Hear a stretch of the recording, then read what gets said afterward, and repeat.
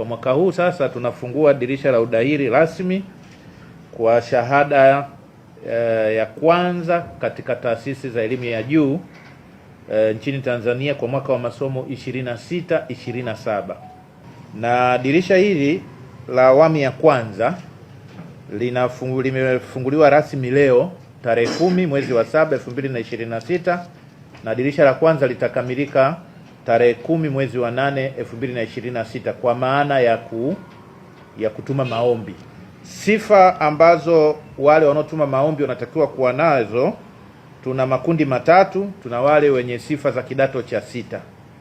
Wenye sifa za kidato cha sita ni kundi la kwanza. Kundi la pili wenye sifa stahiki za stashahada kwa maana ya diploma au sifa nyingine linganifu, na kundi la tatu ni wenye sifa stahiki za cheti cha awali cha kinachotolewa na Chuo Kikuu Huria cha Tanzania.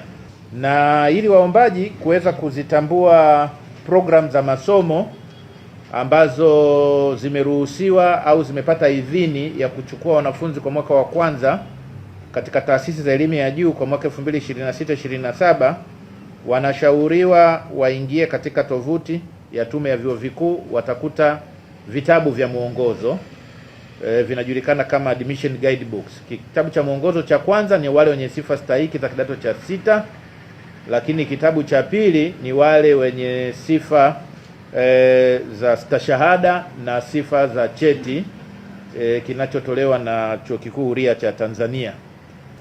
Maombi yanatumwa moja kwa moja kwenye vyuo husika. Kwa kama nilivyosema, anaingia kwenye tovuti ya chuo husika, ataona maelekezo mahususi namna ya kutuma maombi katika hicho chuo. Kwa hiyo atafuata maelekezo mahususi, atatuma maombi yake kwenye chuo husika moja kwa moja, na maelekezo yote mahususi yanapatikana kwenye chuo husika. Ikitokea kwamba kuna jambo ambalo haliwezekani chuo, muombaji anaweza kuwasiliana na sisi Tume ya Vyuo Vikuu. Sasa masuala muhimu ya kuzingatia wakati wa kutuma maombi ni kwa waombaji hawa kuweza kusoma miongozo.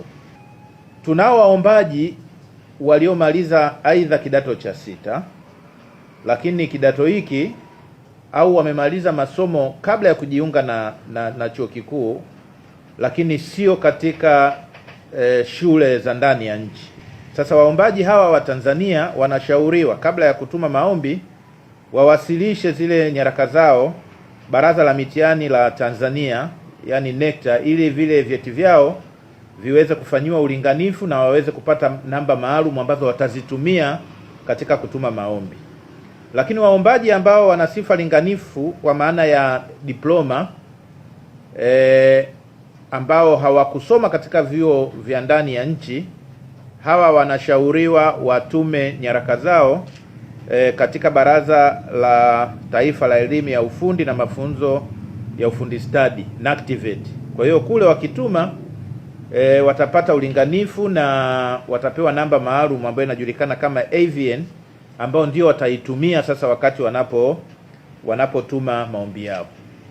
Kwa wale ambao sio wa Tanzania na hawakusoma katika mfumo wa Tanzania, hawa wanatuma maombi yao moja kwa moja.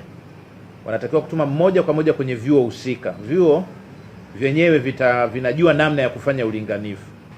Mwisho, niendelee kuwashukuru ndugu waandishi wa habari, lakini niwahimize kwamba maombi haya yanatumwa moja kwa moja, na vyuo vya ndani ya nchi havina mawakala wa kusema kwamba utatuma maombi kupitia wakala fulani. Unatuma moja kwa moja kupitia katika utaratibu uliowekwa baada ya kuingia kwenye tovuti ya chuo husika, na maombi haya yanatumwa kielektroniki,